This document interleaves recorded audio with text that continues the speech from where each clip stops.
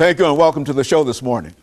The topic this morning is Sudan, and we're fortunate to have with us a student from Tennessee State University, Mr. Simon Minimos, to talk about Sudan and some of his experiences in that country, as well as some of the things that other students as well as non-students from this East African nation are doing. And of course, Mr. Minimos, let me welcome you to the show this morning and to tell you how delighted we are to have you, primarily because we hear so much about what is going on in Sudan and et cetera, but we rarely have an opportunity to have somebody from Sudan to come and to talk about some of the challenges that's facing this country, this great country in a real sense.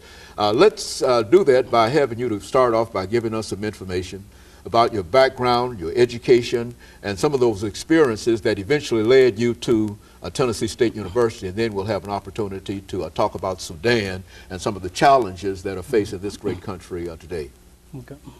Thank you very much, Dr. James Hain. It is a pleasure being here. And it was a pleasure being in your history class.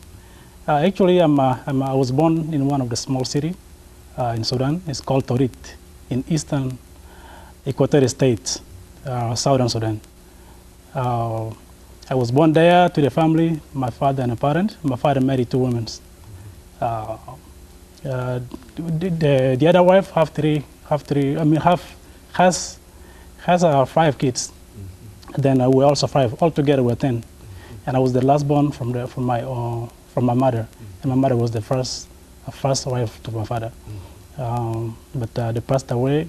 My mother passed away in the 90s. My father passed away in 2005. And my stepmother is still alive. And so this has been my part of my life. And you know, I have 9 brothers, 1 sister, which is the youngest in our family. And part of my education background, actually, I was a Sudanese refugee in Uganda, which is East Africa.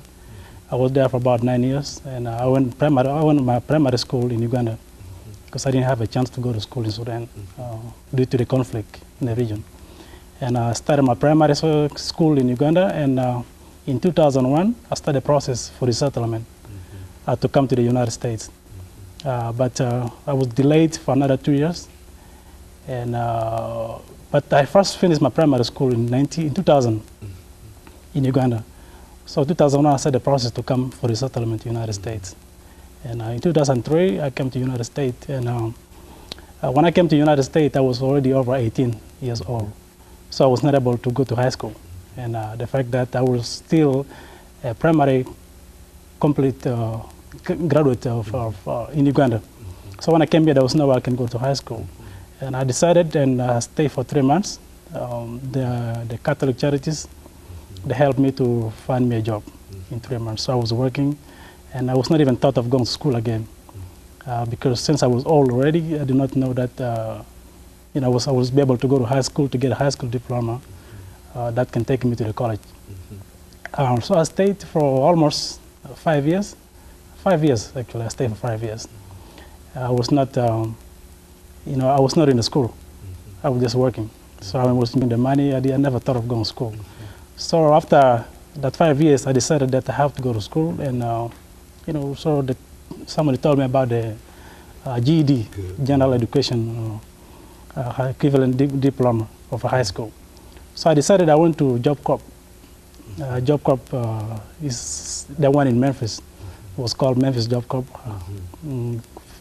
Memphis Job Corps Center. But recently it was changed to be the name Dr. Benjamin L. Hooks Job Corps Center. It's located in Memphis. So I went there and I did my training in accounting, vocational training in accounting. And I came there with a GED, which is less than 8 months. So I get both a GED and vocational training in accounting. Again, that was 2006. So I stayed again, and from there, that was like, so I have to get another, you know, a job that can take me to make me prepare for the college. So I prepared to go for the college, and my advisor from Benjamin L. Hooks advised me to go to Northwest community college in Memphis. But my brothers were staying in Nashville, and so I had to come back to Nashville and apply to TSU. So I was accepted to be admitted to TSU, Tennessee State University. Very good. And of course, Simon, let's stop it right there in terms of this part of it, because we're going to have a first commercial break.